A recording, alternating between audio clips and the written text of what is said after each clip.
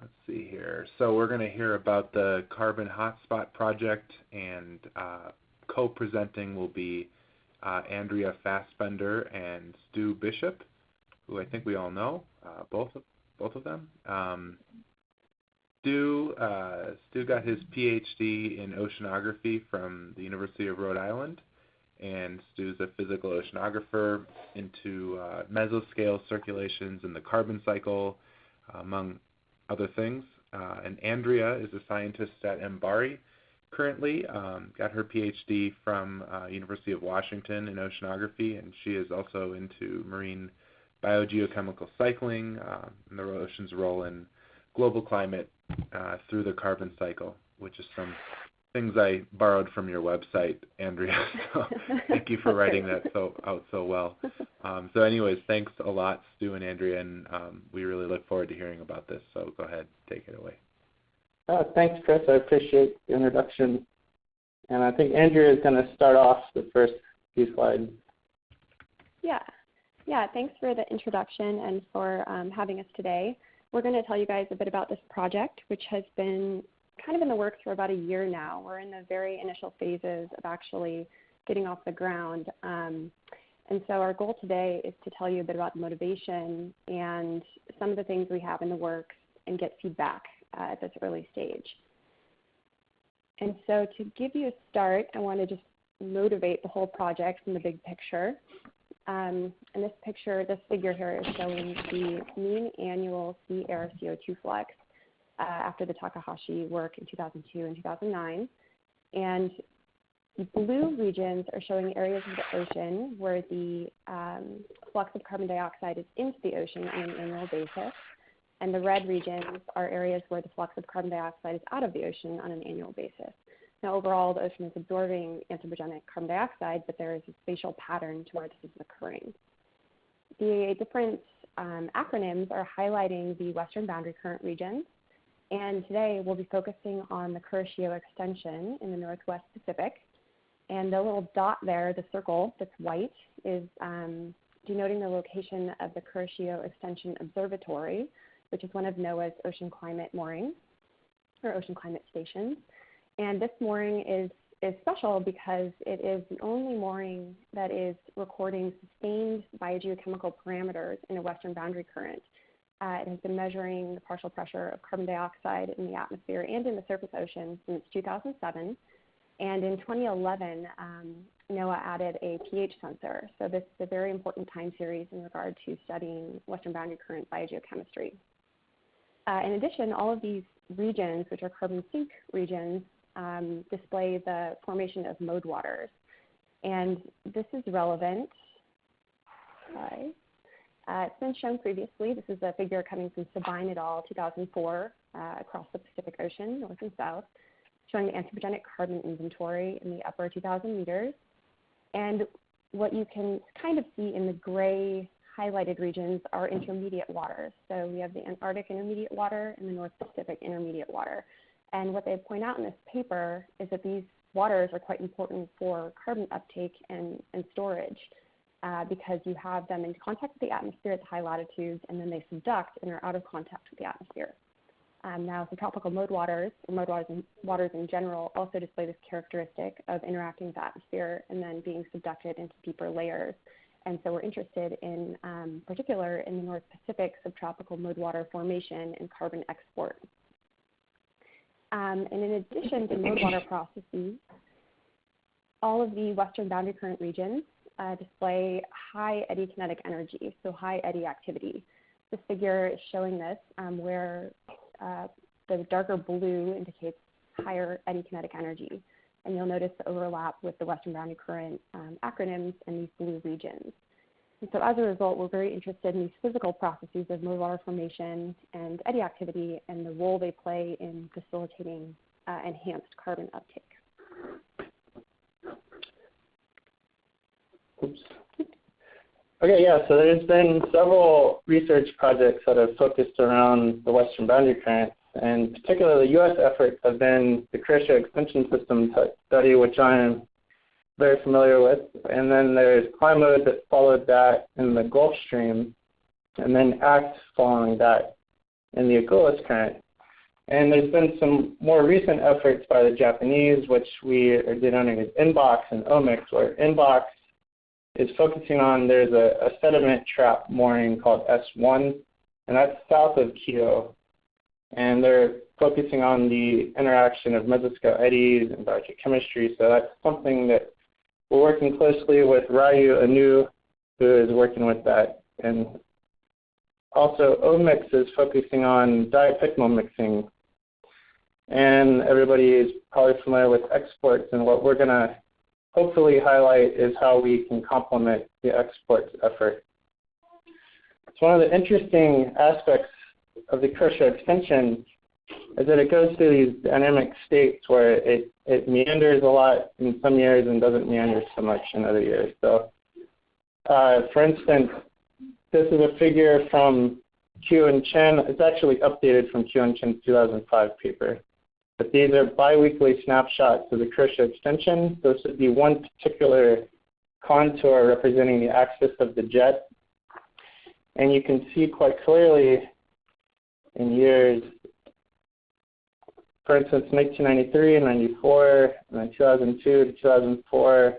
And then more recently, it's been in what is referred to as more of a stable state, where the path east of Japan doesn't meander quite so much. It stays a pretty similar track in this standing meander pattern. And then there are other years, such as 95 through 2001, where it meandered quite vigorously, and then more recently in 2005 to 2009.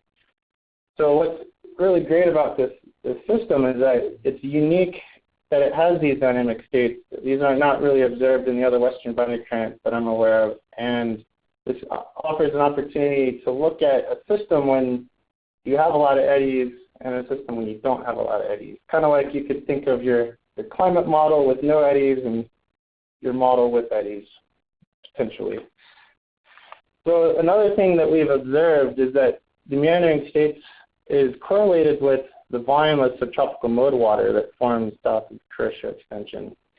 So on the left here is the same figure as before 2005 to the present, and on the right is the volume of subtropical mode water. This was created by Serafecki and Giglio, and this is from ArgoFloat data. So these are monthly data that's been created, I think, through Scripps product. And this is looking at the density bends from 24.75 to 25.5. This is particularly the density range that subtropical mode water forms in the North Pacific. And one of the things that Bo Chu developed as a metric, rather than looking at these spatial maps of the meandering state of the Kirschner, you could take two different longitudes, for instance, 141 and 153, and if you were to calculate the distance between those two longitudes along a particular contour, that would give you a path length. And so from this metric, you can get a time series that collapses all this information. And when you have a longer path, that would just tell you that you've got more eddies or more meanders. And a shorter path would mean less eddies. And concurrent with this, we can see that during times when you had strong meandering between 2005 and 2010, this preceded the near collapse of subtropical mode water volume in 2010 and 11. And following this, you had the Kirschner extension developed more of a stable state, and it allowed the mode water volume to sort of rebuild up. So there seems to be a strong emphasis on the impact of mesoscale eddies and controlling the amount of volume that forms south of the Kirschner extension. So now that we're talking to a modeling panel, so I wanted to just kind of point out some of the things that are missing in our standard climate models. So this is on the top is a standard low-resolution climate model simulation from the Community Earth System model. So this is a 1 degree. It has no mesoscale eddies explicitly resolved, but they are parameterized. And this is the path length just after the same path length that was calculated in Bo Chu's work. So So on the top and then on the bottom, this would be in an eddy resolving 10th degree model. And there's quite a bit of difference in the meandering. We see that, at least in your standard climate model, there's very little variability, and the path length doesn't get much above 1,000 kilometers. When you go to the 10th degree model, you see there's quite a bit of variability, and you also have meandering that can exceed 3,000 kilometers. So upwards of 3 to 4 times larger meanders than you get in your standard climate model. And it also varies on interannual timescales. We've also been looking more recently with collaboration with Matt Long. Matt Long has been running a high-resolution simulation where they've allowed biogeochemistry to be included in the model, which is not typically the case at the 10th degree resolution, which is very expensive to run these simulations. And he's been fortunate enough, we've been fortunate enough that he has provided us with this data. And this on the top is a snapshot from April and this 5-year simulation. And you can see from the top is your 10th degree eddy resolving, and the bottom would be your standard 1 degree simulation. Similar snapshot. And what you can see is quite a bit of enhancement of chlorophyll. So the magenta contours are pointing out the 25 and 25.5 density outcrops. And you can see Keo here. And we've also pointed out Ocean Station Papa, which is one of the locations for exports. And one of the things you can see along the Krisha extension within the subtropical mode water volume outcrop, there's quite a bit of enhancement of chlorophyll, and that you don't necessarily see that in the 1 degree simulation. And there's something that's missing in these 1 degree simulations, that the current parameterizations are not representing this enhanced chlorophyll. And I'll lead on to Andrea. Yeah. All right. So kind of following suit there, here again I'm showing that same Takahashi figure, or based on Takahashi, but here I've highlighted both Keo and Ocean Station Papa, which are the 2 ocean climate station moorings in North Pacific. And you'll notice that both of these regions lie within the North Pacific carbon sink zone, Keo on the west, OSP on the east. And this is interesting because we care about carbon going into the ocean, but when we look at the CO2 time series from both of these locations, they're quite different. And so each of these figures shows the atmospheric CO2 partial pressure in black, and then the surface seawater CO2 partial pressure in blue. The gray shading is just highlighting the spring bloom period, which is very short and vigorous at Keo and kind of long and mellow at Station Papa. And what you notice is that at Station P, there's almost no seasonal cycle, or no discernible seasonal cycle to the seawater PCO2 values, whereas at Keo there's this massive seasonal cycle. So they're very different dynamics, even though both of them are contributing to the North Pacific carbon sink. And after doing some work in these regions, it became clear that this was due to different dynamics going on. So in both locations, if you look at the schematic on the upper left, you have seasonal mixing in winter, which brings deep waters with high carbon content to the surface, causing PCO2 levels to rise. But at the same time, seasonal cooling causes CO2 to become more soluble and actually pulls down the surface ocean PCO2 values. So you have these competing effects. In summer, you have warming, which decreases the solubility of CO2, causing CO2 levels to rise, but biological activity draws down CO2 through photosynthesis. So these competing effects at Station P actually cancel each other out, and you get this very muted seasonal cycle as observed in the record. At Keo, the same processes are going on, although the spring bloom is sort of shorter and shifted earlier in the season. And so you have the same effects going on, but the temperature actually completely dominates the seasonal cycle. And so the PCO2 values at Keo follow temperature. And these different controls on the surface ocean PCO2 expression are important because it's the difference in the atmosphere and the surface ocean, the PCO2 levels in the atmosphere and surface ocean, that drive the air-sea flux. And if you have different things controlling the seawater PCO2 at these locations, you're going to have different sensitivities to ocean warming, acidification, et cetera. And so hopefully this highlights the differences between Keo and OSP and why they're complementary sites. Now, in addition to just considering the air sea fluxes, we're interested in how the physical processes going on at Keo influence carbon uptake. And so here, the figure on the upper left is showing the subtropical mode water volume. This is just a different way of showing the same figure Stu showed earlier from Cervecchi and Giglio 2016. The middle panel is showing the subtropical mode water outcrop area, so the spatial area over which this water is in contact with the atmosphere over the same time period. And then on the far right, you can see in pink or magenta is the seawater PCO2 values from Keo, so what we were just looking at. And then the blue is our estimate of the amount of carbon transported into the mode waters across the mode water outcrop area. So using flux estimates from the Keo mooring and using the outcrop area to estimate this transport. And although this is preliminary, what we find is that in 2008 and 2009, which were years when the mode water volume was declining rapidly and the Crucio extension was in an unstable state, there's significantly less carbon transport into the surface waters than in the 2012 through 2014 time period, almost half. 2010 is an anomalous year because during this year there were really enhanced winds during winter.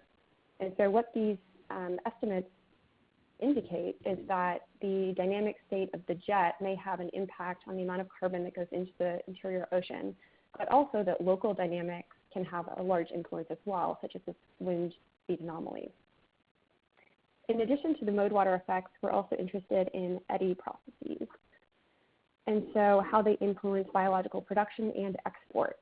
And so this figure is showing on top the Aviso daily sea surface height anomalies from 2007-ish to 2015. The blue parts of the curve are just during the spring bloom period, and the gray shading on the upper left is highlighting the unstable KE jet period. The lower panel is showing temperature from the surface to about 450 meters, and this is from sensors on the Keo mooring.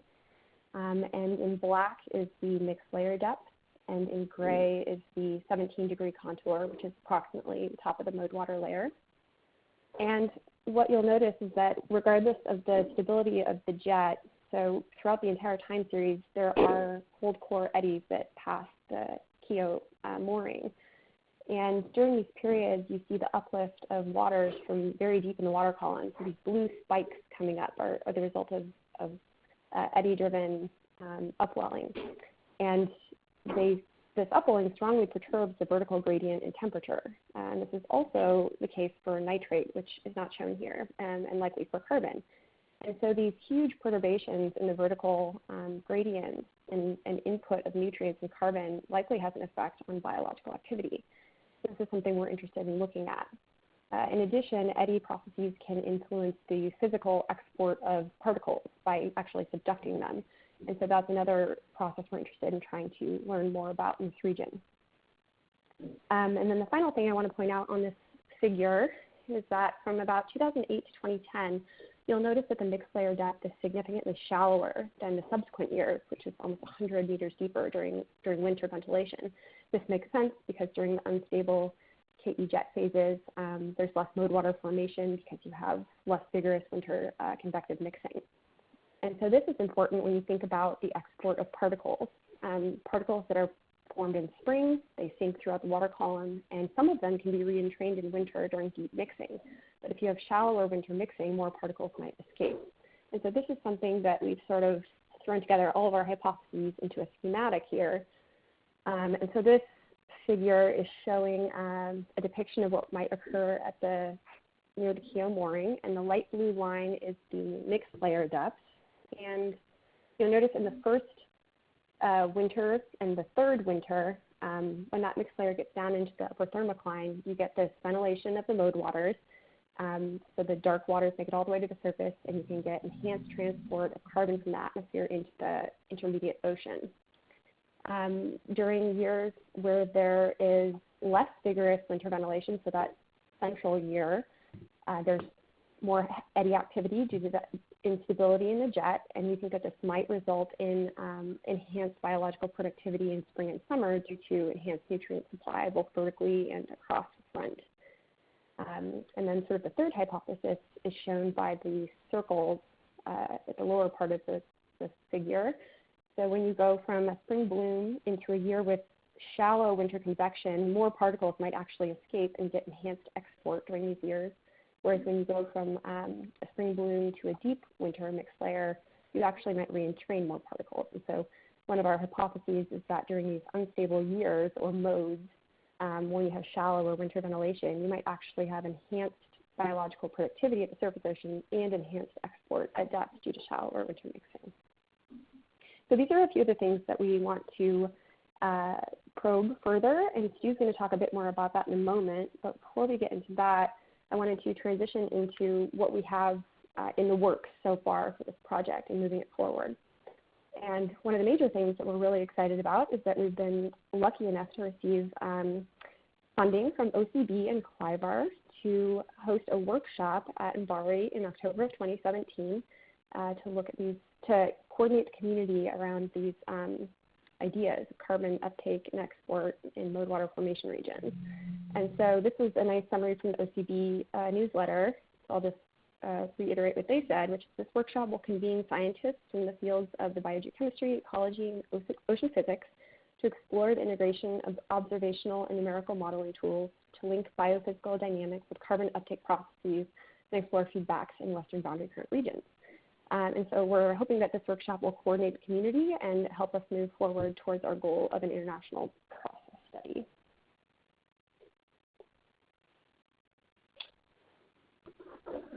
Okay, some other things we have in the works is we've submitted 2 NSF proposals, one focusing on modeling work, and this is with Ivana Starovecki as the lead, and this is going to focus on characterizing baselines and decadal variability for mesoscale eddy activity and how that affects subtropical mode formation and the influence on carbon export.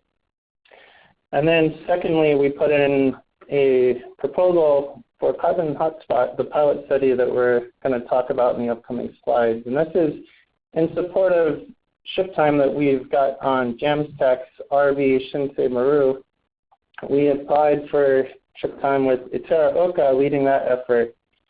And this would be a 14-day cruise that we'll talk more in detail about. But this study, in contrast to the modeling effort, is going to focus on submesoscale processes and how they influence the restratification of the mixed layer and how this has potential impacts on the formation of subtropical mode water and carbon export. Because one of the things I think is going on is that you're having, when you have more eddies during these unstable states, is you're going to be driving more submesoscale processes that are going to restratify the mixed layer and cut off communication from the atmosphere and the particular outcropping density surfaces for mode water formation.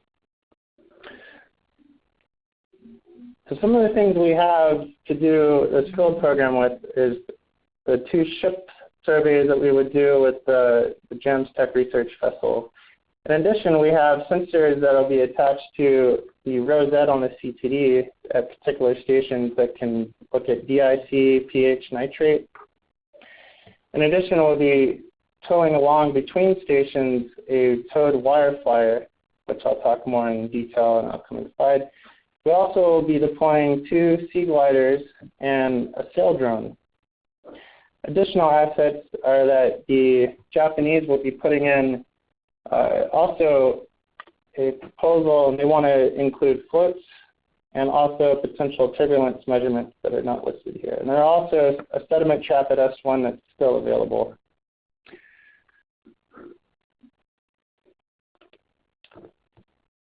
So to focus on the transects, one of the major goals during the 2 cruises is that we need to build up enough biogeochemistry information to relate to the physical measurements that we'll get from the sea gliders and the sail drones.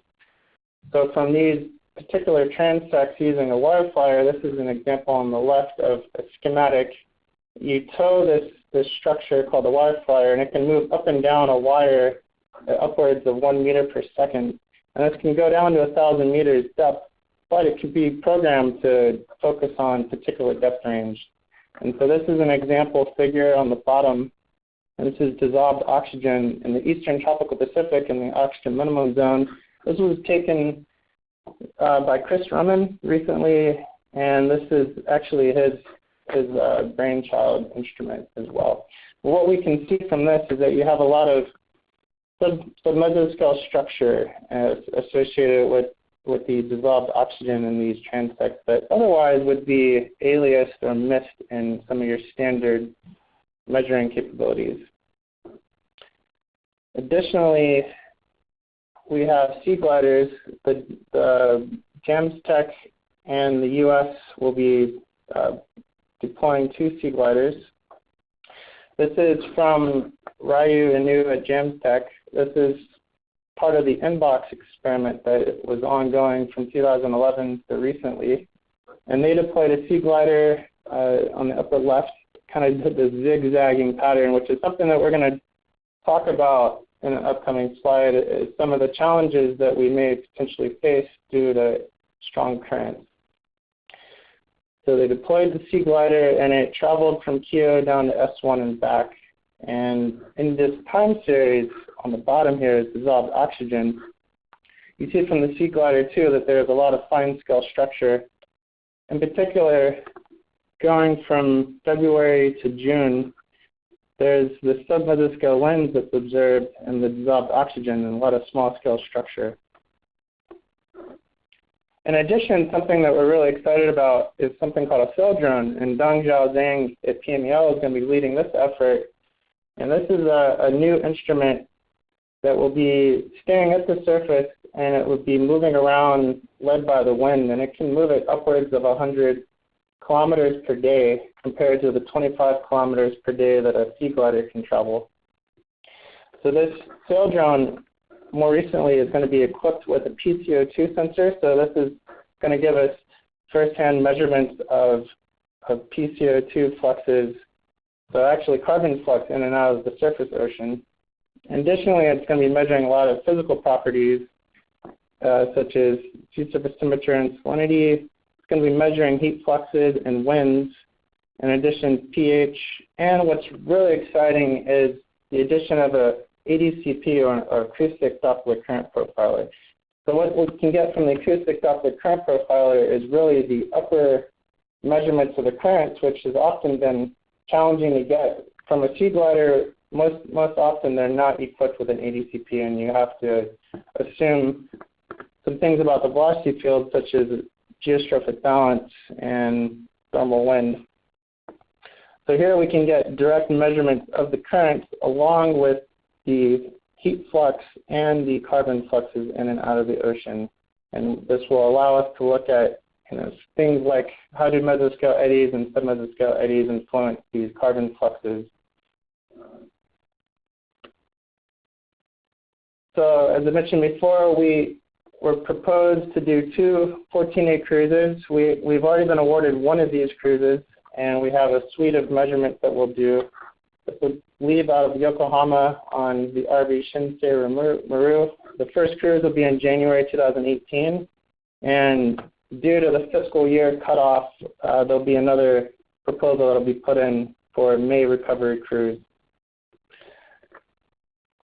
So during these cruises in the upper right, these are all the different station locations that high-resolution CTDs and different biogeochemistry measurements will be taken at. In between these different sections, there'll be wireflyer transects. In addition, during this January cruise, 2 sea gliders will be deployed at stations 1 and 7. So what this will do will give us the opportunity to actually double over the sea glider transects with the wireflyer and look at the sort of scales that we might potentially be missing with the sea gliders. In addition, like I said before, we're hoping to build up a lot of information to build empirical relationships that we can use the sea glider data in between the cruises, in particular the dissolved oxygen measurements and the temperature, to relate that to biogeochemistry measurements of like DIC and nitrate. So here are some of the proposed autonomous vehicle tracks just so we're all familiar with some past studies, at Ocean Station, Papa, Noel Collin, and Charlie Erickson had a sea glider that did one of these bow tie shaped patterns. And what was interesting from their study is that they were able to map the sea glider data to the monthly mesoscale, and they found that gradients were observed to be upwards of 10 times larger than climatology, and in some cases changed sign. And that's really good information for us, because a lot of the studies at Keough have resorted on using climatology to close any sort of budgets of carbon and upper ocean heat. In addition, on the right, this is from Andy Thompson's work at Osmosis. They had a sea glider out over a seasonal cycle, and they were able to observe submesoscopic instabilities and the various flavors of these instabilities associated with the wintertime to spring restratification. So what we're proposing is to do something similar to these past studies at Carbon Hotspot.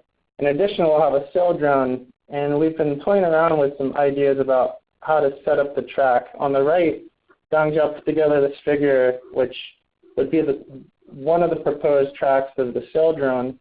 And in addition, we have satellite tracks. I think these are the Aviso tracks. I could be wrong, but what this is showing that we can orient so that at least the sea gliders and the sail drones can cover some of the paths that the satellites would take when they're out there at the same time. Okay, so to wrap things up, some of the challenges that we knowingly face are going to be planning. First off, we're going to have international collaborations with international government agencies. Shipping, this is something that both Andrea and I are new with experiencing. Coordination with different proposal cycles and timelines. How are we going to set up international data sharing? And as I mentioned before, some of the challenges with the field work are going to be dealing with strong currents. Though I've gone back and I've looked at sea surface height data, I think some of the strongest currents we're going to deal with are going to be associated with cold core rings. And they only form and impact Keough 8.5% of the time since 1993 to present. So there's a challenge that we'll have to deal with the cold core ring, but I think on average, most of the eddies we'll deal with won't be as strong as these particular cold core rings. But we have some sort of methods that we think we can counteract cold core rings if we have to deal with them. And this is coming from Robert Todd, who has been successfully navigating spray gliders across the Gulf Stream. We can use some of the techniques that he's been using. Calibration of the gliders, how will we do this in a patchy environment? The dynamic state of the Kershio, this is something we can't easily predict, even though there are close correspondence with the Pacific Decadal Oscillation. There's about a 3 to 4 year lag. But for a pilot study of this nature, we can only really leave gliders out for about 4 to 6 months. And at this present time, I have no idea what January 2018 to May 2018 is going to have in store for us. And then in terms of synthesis, we're going to have to manage all of this data, and how will we analyze this and involve modelers. So some of the questions we have, is there a streamlined way to coordinate international funding with agencies across seas? We know that NOAA is already involved through Keough, which is close to Japan. How best can we engage modelers early on so that observations are optimized to improve the models? After 2017 or October 2018 workshop, I just messed that up. 2017 workshop. What are the next steps that we should move forward in developing a process study? And potential deliverables would be new insights on how to observe the Western boundary current regions globally. So we're hoping that this study is not just so centralized to the Kershio extension region, but we can use the observations that we get to improve how we might observe the Gulf Stream better for biogeochemistry. How would we observe the Agulhas, or even the Malvinas that I think has largely been left alone from at least the U.S. standard? There's how can we improve model parameterizations of biophysical processes? As I showed, when you explicitly resolve the mesoscale eddies in these models, that you do get enhancement. And whether this is correct or not, I don't think has been confirmed either. And other additional opportunities or deliverables that we're not thinking about at this current time. And I think we can end right there. We thank you for your time, and we'll take any questions